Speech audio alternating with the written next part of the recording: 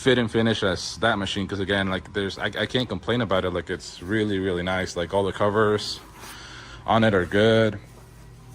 Like this is really a really good machine. Like if I'm gonna nitpick about it, the worst part about it are like these cuts. But like this is like 1.5 inch thick metal. Like not a lot of things are gonna cut through that really well, you know.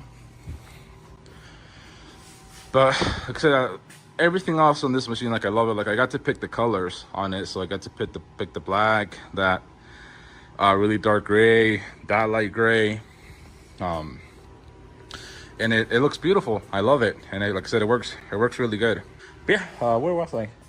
Yeah, anyways, I'm gonna just start bending all of this. I might time lapse some of it, but it's a great machine. It's amazing. I love that I can just do this. Here, I'll bend apart with you guys, just to show you how easy it really is to run this machine.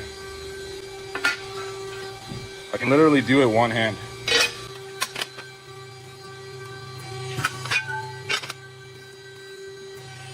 There we go. It was literally that easy.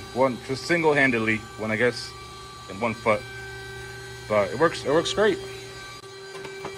It doesn't to like the bending surface, so that's why I have this light.